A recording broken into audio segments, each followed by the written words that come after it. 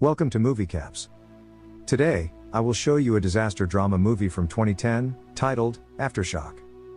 Spoilers ahead. Watch out, and take care. A father and his children are sitting in their truck. The children spot a dragonfly, and then note that there are many more dragonflies approaching. Many people standing there also sense that there is an unusual amount of dragonflies that keep coming.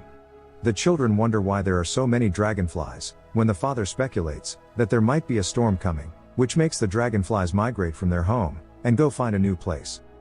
Then, a woman named Li Yuani rides a cycle, while her husband, Fang Daqiang, and their twin children, Fang Dang and Fang Da, come in the truck. Fang Da parks the truck, and all of them get out of it. He tells his children to go inside the house and tell their mother that he went back to the factory to work. He also gives them some money to buy themselves food. Fang Da goes and buys something with the money that his father just gave him. But a bully looks at him buying food, and instantly comes and snatches the food from his hands, and runs away. While he runs away, Fang Da's brave sister starts to run after the bully. She pushes the bully, which results in him taking a fall. The bully gets angry, and starts to chase them. She grabs her brother and starts to run. She tells him to run as fast he can, so that the bully cannot get to them. A whole group of the bully's friends start to run after them. They eventually outrun the bully, and reach home. They come running inside their house, as their mother tells them to not run around.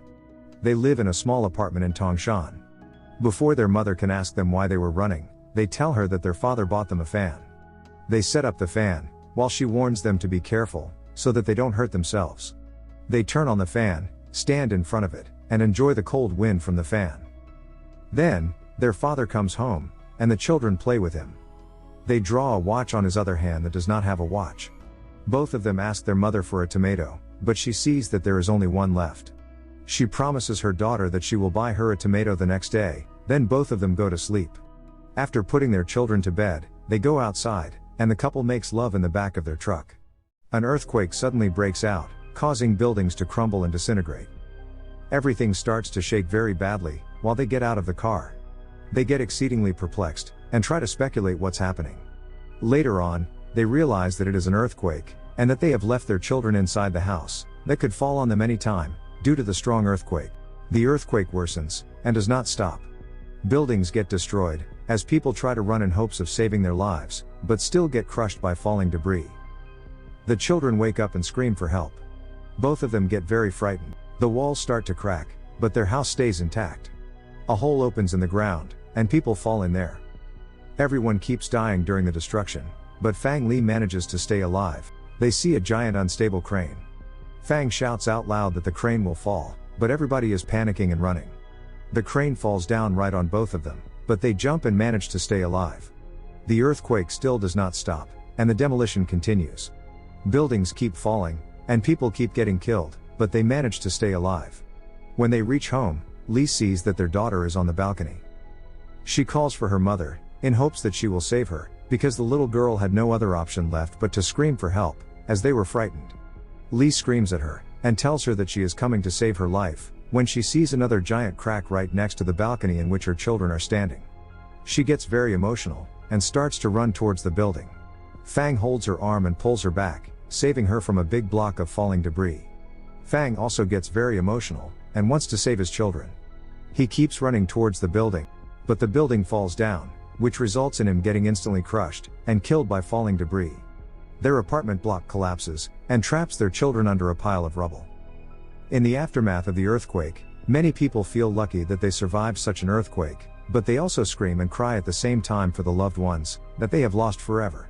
People take out the dead bodies and cry, while looking at their beloved families.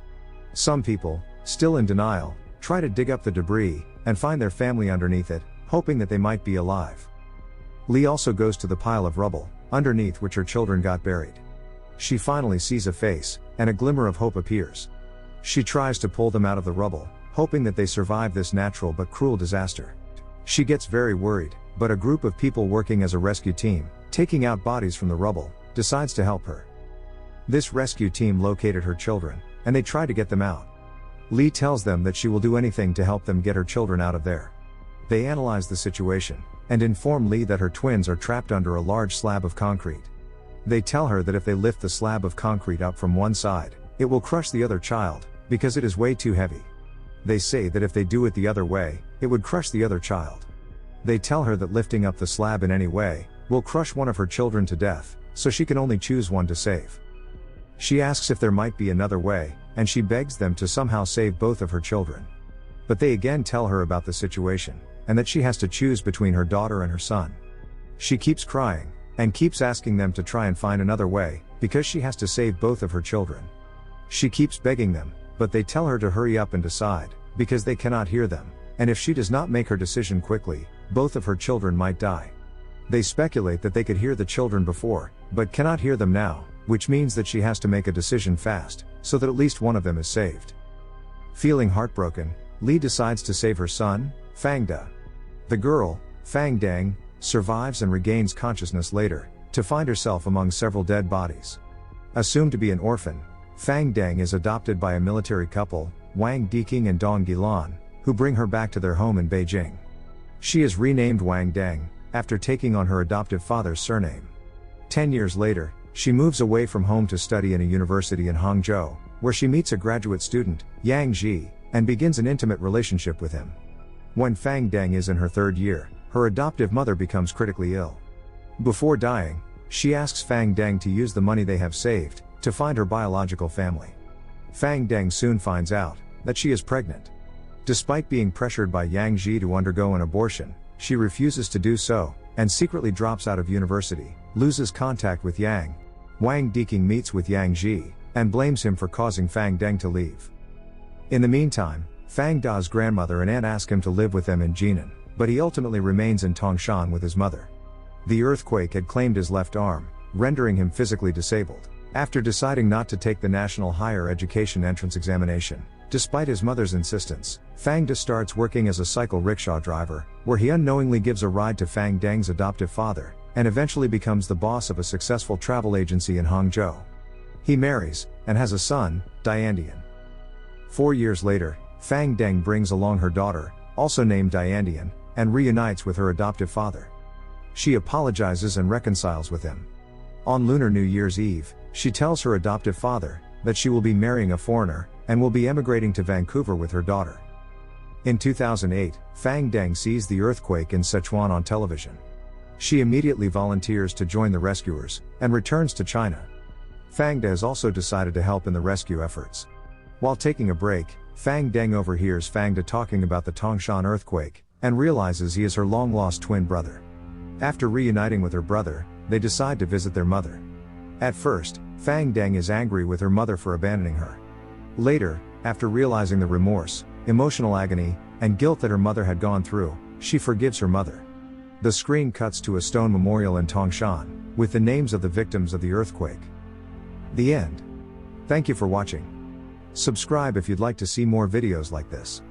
Turn on the notifications and leave a like to help the channel out.